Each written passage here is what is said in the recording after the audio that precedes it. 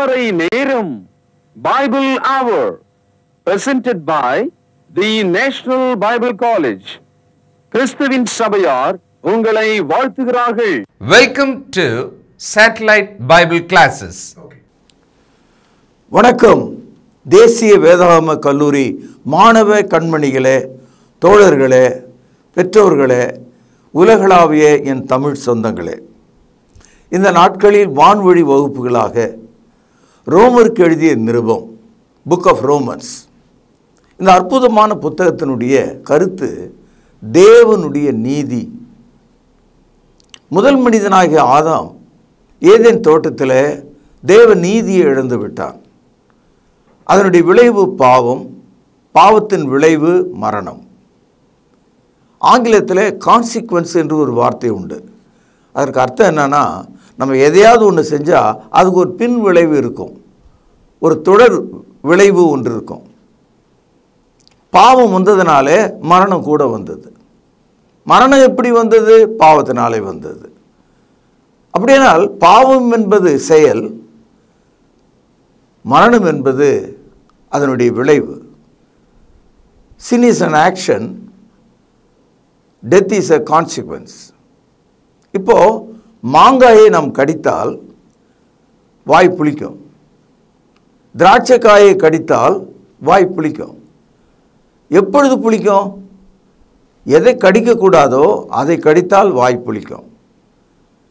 அதுபோல பாவம் நம்மை மரணத்துக்குள்ளே கொண்டு வந்து சேர்க்கிறது.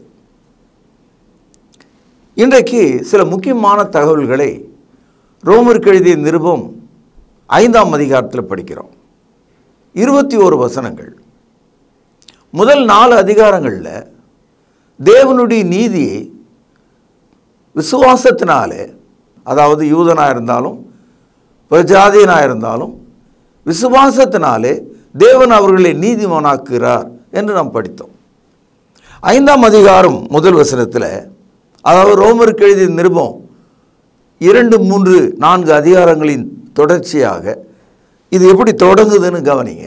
இவ்விதமாக, இந்த வார்த்தை இவ்விதமாக என்பது எப்படி ஆபிரகாம் விசுவாசத்தினாலே நீதிமானாக்கப்பட்டாரோ அவ்விதமாக நாம் எல்லாரும் எவ்விதமாக நீதிமானாக்கப்படுகிறோம், அந்த கருத்தை இவ்விதமாக நாம் விசுவாசத்தினாலே நீதிமான்களாக்கப்பட்டிருக்கிறபடியால், கவனிங்கள், நம்முடைய கர்த்தராகிய இயேசு கிறிஸ்துவின் மூலமாய் தேவனிடத்திலே சமாதானம் பெற்றிருக்கிறோம். நீதி நமக்கு இப்பொழுது சமாதானத்தை தந்திருக்குதாம்.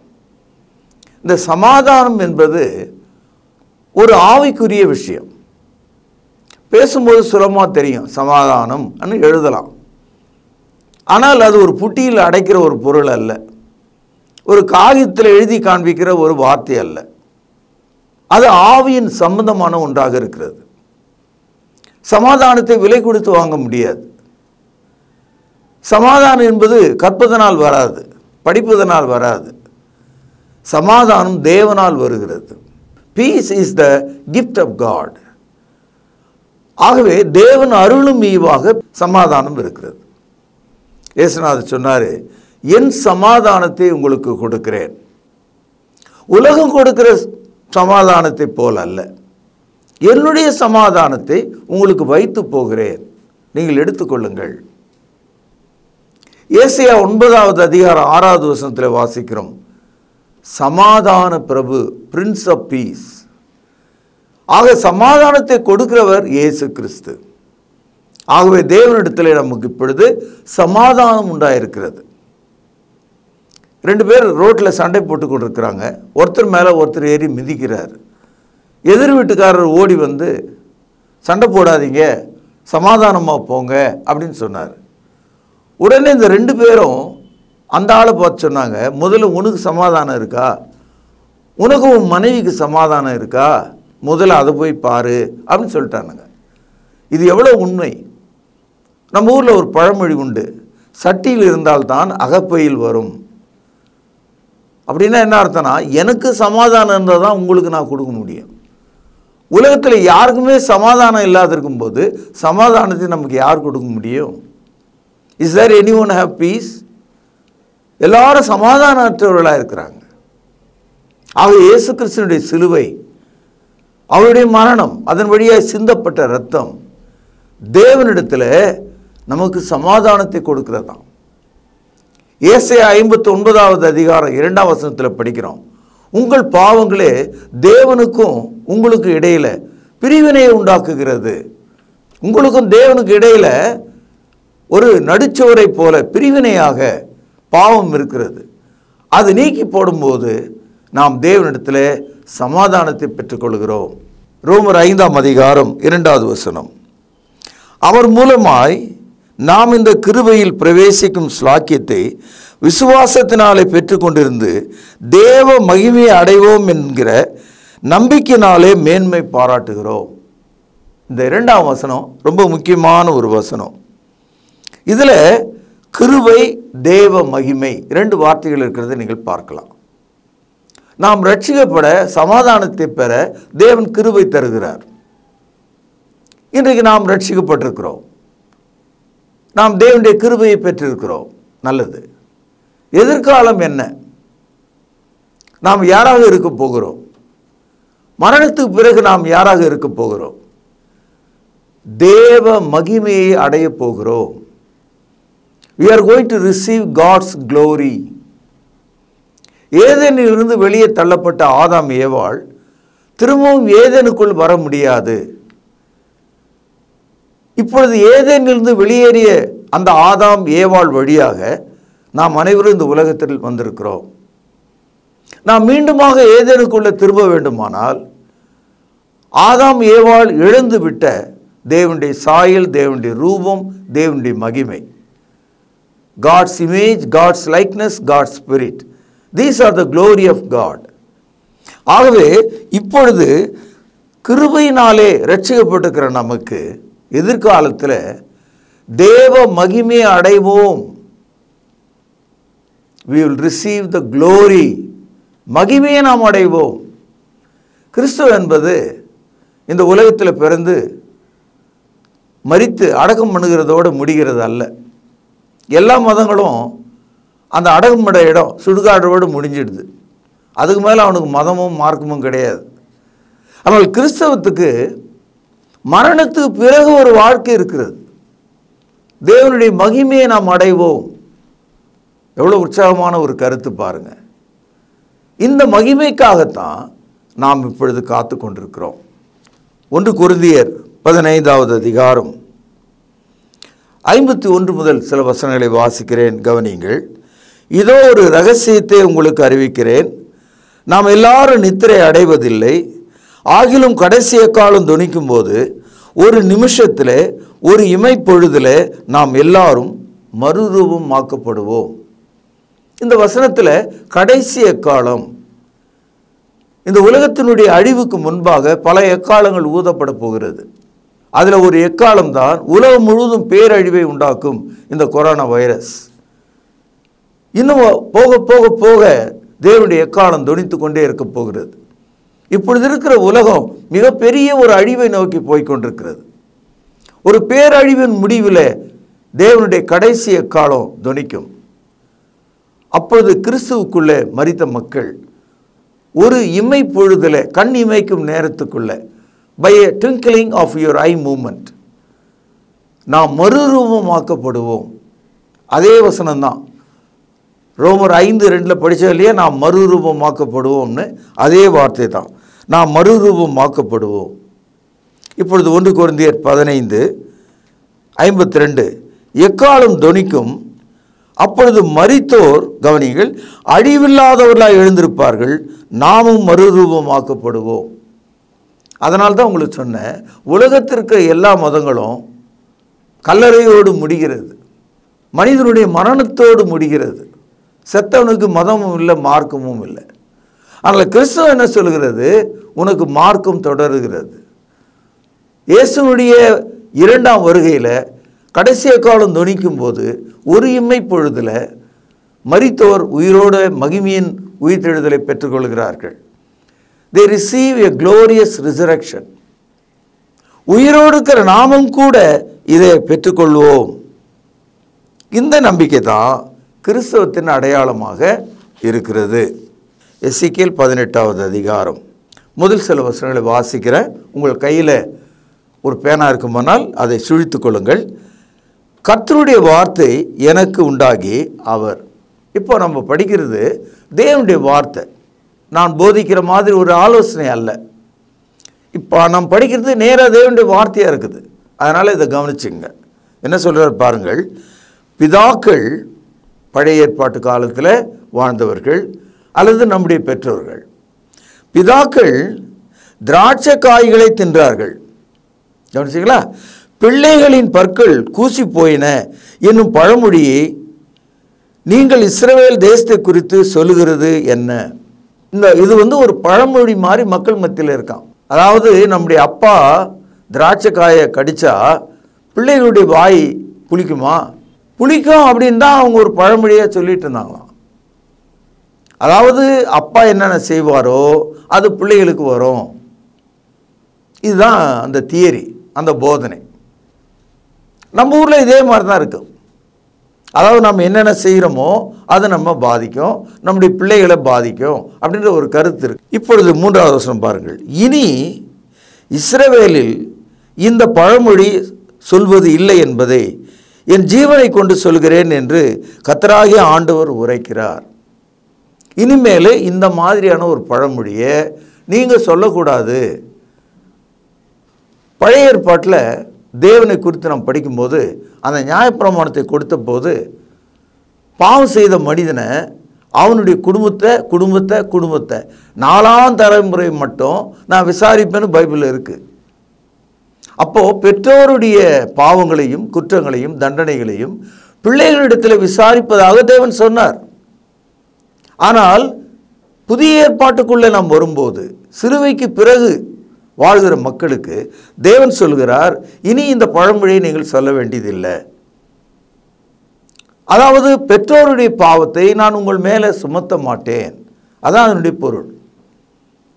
சில பேர் என்கிட்ட கேட்குறாங்க, பைபிள் இருக்க 4வது தலைமுறை வரைக்கும் விசாரிப்பேன் எழுதியிருக்காரு. உண்மைதான். ஆனால் எதிர்காலத்தில் இப்போ எசேக்கியேல நம்ம படித்தோமே, அது இயேசு கிறிஸ்துவின் சிலுவைக்கு முன்னால் ஒரு 600 ஆண்டுகளில் பேசப்பட்ட வார்த்தை. இப்போ சிலுவைக்கு பிறகு, இயேசுனுடைய மரணத்துக்கு பிறகு பெற்றோருடைய பாவங்களை பிள்ளைகளிடத்தில் தேவன் விசாரிக்கிறதில்லை. ஆகவே அப்படிப்பட்ட ஒரு நாட்கள் வரும். எசேக்கியேல் 18வது அதிகாரம் 20வது வசனம். இந்த இடத்துல ஏன் அப்படிப்பட்ட ஒரு காரியத்தை தேவன் செய்கிறார்? சிலுவைக்கு பிறகு வாழ்கிற மக்களுக்கு ஒரு நியாயத்தை அவர் செய்கிறார். என்ன செய்கிறார் கவனிங்க. பாவம் செய்கிற ஆத்துமாவே சாகும். அதை அண்டர்லைன் பண்ணுங்க. எந்த ஆத்துமா பாவம் செய்கிறதோ அது சாகும். இப்போ வணங்கிச்ச உங்களுக்கு. அடுத்தது பாருங்கள். குமாரன் தகப்பனுடைய அக்கிரமங்களை சுமப்பதில்லை. அப்பானுடைய பாவத்தை பிள்ளைகள் சுமக்க மாட்டார்கள். கவனிங்கள். தகப்பன் குமாரனுடைய அக்கிரமத்தை சுமப்பதில்லை. இப்போ உங்களுக்கு நல்லா விளங்கியிருக்கும். நீதிமானுடைய நீதி அவன் மேல் தான் இருக்கும், துன்மார்க்கனுடைய துன்மார்க்கமும் அவன் மேல் தான் இருக்கும். இப்போ எசேக்கியேல் தீர்க்கதரிசன புத்தகத்திலேயே இஸ்ரவேலர்களை தேவன் ஆயத்தமாக்குகிறார். வரப்போகிற சிலுவை குறித்து பேசுகிறார். சிலுவையில் தேவன் நமக்கு கொடுக்க போகிற நீதி, சமாதானம், தேவனுடைய மகிமை நம்முடைய பெற்றோரின் பாவங்களிலிருந்து நம்மை விடுதலை செய்கிறது. அவர்கள் செய்த பாவங்கள் நம்ம மீது சுமத்தப்பட முடியாது. நம்முடைய நாட்டில் ஒரு போதனை இருக்கிறது.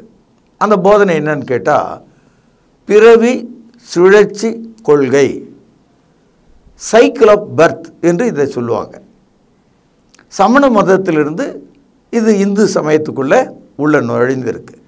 அதாவது அவங்க என்ன சொல்கிறாங்க, நம்ம பாவம் செய்ததுனால, பாவம் செய்த குடும்பத்தில் பிறந்ததுனால ஒரு வட்டம் மாதிரி, ஒரு சக்கரம் மாதிரி சுழண்டு கொண்டே இருக்கிறோம்.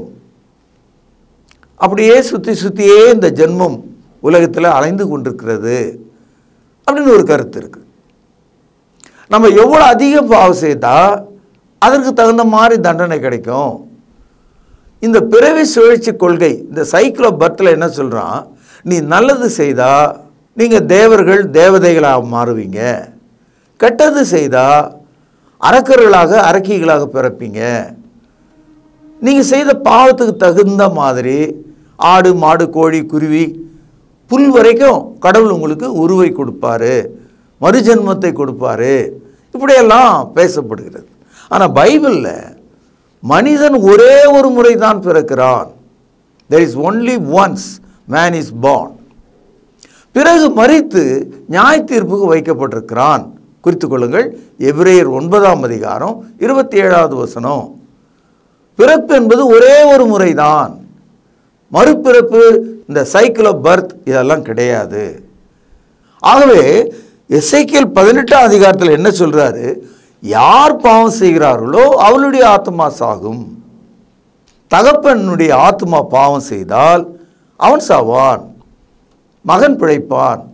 மகனுடைய ஆத்மா பாவம் செய்தால் அவன் சாவான், அவன் தகப்பன் பிழைப்பான். யார் பாவம் செய்கிறானோ அவனுடைய பாவம் அவன் தலைமையில் இருக்கும். பாவம் செய்யாதவனை அது பாதிக்காது.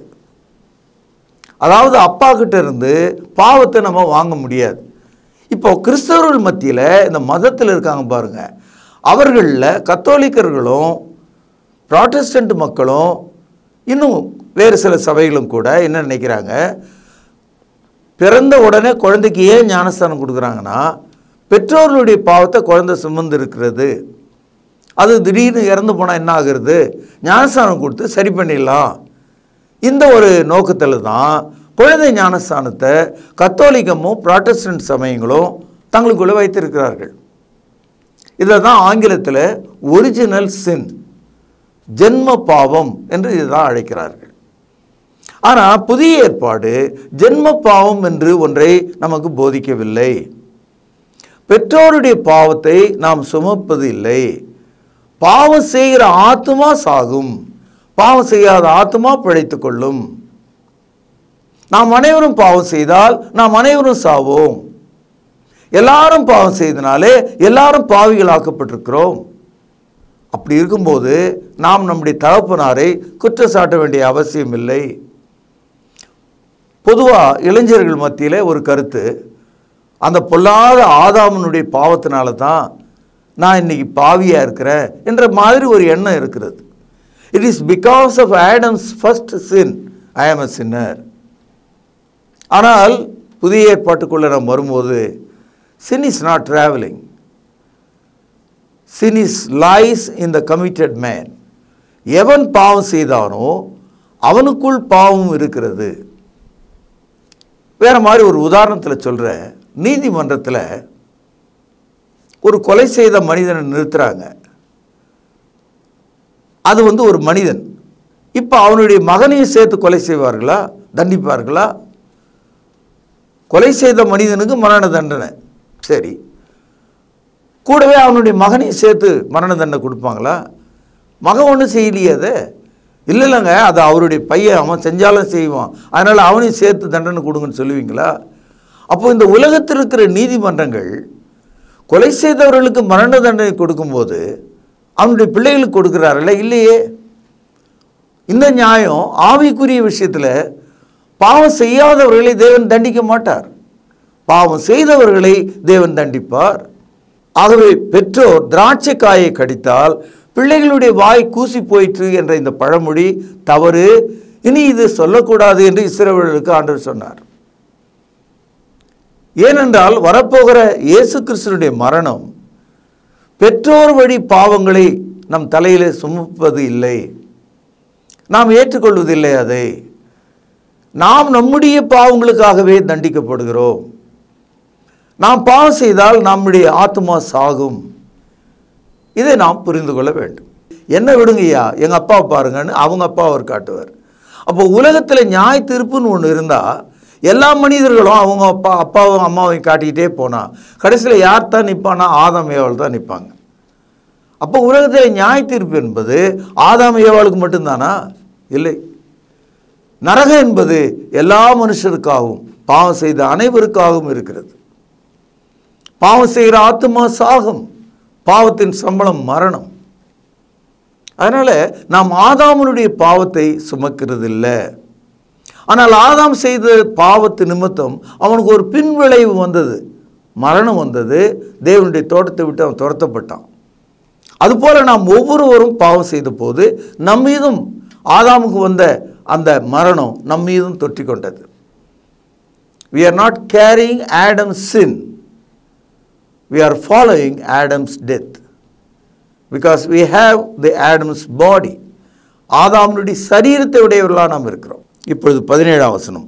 அல்லாமலும் ஒருவனுடைய மீறுதலினாலே அந்த ஒருவன் மூலமாய் மரணம் ஆண்டு கொண்டிருக்க, இந்த ஒருவன் என்பது ஆதாமை குறிக்கிறது, கிருபையின் பரிபூரணத்தையும் நீதியாகி ஈவன் பரிபூரணத்தையும் பெறுகிறவர்கள் இயேசு கிறிஸ்து என்னும் ஒருவராலே ஜீவனை அடைந்து ஆளுவார்கள் என்பது அதிக நிச்சயமாமே. அதனால் ஆதாம் பாவம் செய்து மரணத்துக்குட்பட்டான். அவன் ஒரு அடையாளமாக நமக்கு இருக்கிறான். ஆனால் இயேசு கிறிஸ்துவோ சிலுவை மரணத்தின் வழியாக கிருபையின் பரிபூரணத்தை பெற்றவர்களாகவும் ஜீவனை உடையவர்களாக ஆளுகிறவர்களாகவும் நாம் மாற்றப்படுகிறோம். ஆகவே இந்த ஈவை நீங்கள் அடைந்து வாழ உங்களை நான் ஆசீர்வதிக்கிறேன். நாளை இதனுடைய தொடர்ச்சியை நாம் கவனிக்கலாம். பிரார்த்தனை செய்வோம். மகா பரிசுத்த நிறைந்த எங்கள் அன்பான தகப்பனே, ரோமர் 5ஆம் அதிகாரத்தை நாங்கள் புரிந்து கொள்ள உதவி செய்தரலும். ஆதாமுடைய பாவத்தினாலே நாங்கள் பாவிகளாக்கப்படவில்லை. பாவத்தினுடைய விளைவாகிய மரணம் ஆதாமினிடத்திலிருந்து எங்களிடத்தில் தொற்றுகிறது என்பதை நாங்கள் அறிந்திருக்கிறோம். பாவம் செய்தவர்களுடைய ஆத்மா சாகும் என்றும் பாவம் செய்தவனுடைய பாவம் அவன் தலையின் மீது இருக்கும் என்பதும் இந்த நாளில் தெளிவாக நாங்கள் புரிந்து கொண்டோம். ஜென்ம பாவம் என்பது ஒன்று இல்லை என்பதையும் நாங்கள் அறிந்திருக்கிறோம். எங்களை நல்ல விசுவாசிகளாகவும் சத்தியத்தை அறிந்தவர்களாகவும் எங்களை மாற்றியருளும். ஆண்டவர் இயேசுவின் நாமத்திலே ஜெபத்தை கேட்டருளும். மகா பரிசுத்த நிறைந்த எங்கள் நல்ல பிதாவே, ஆமேன். தொடர்பு கொள்ள வேண்டிய முகவரி: திருமறை நேரம், 58 சர்ச் தெரு, குமரன் நகர், சென்னை 6,82,000. செல்போன் 9385500882. கர்த்தாவே, தேவர்களில் உமக்குப்பானவர் யார்? வானத்திலும் பூமியிலும் உமக்குப்பானவர் யார்?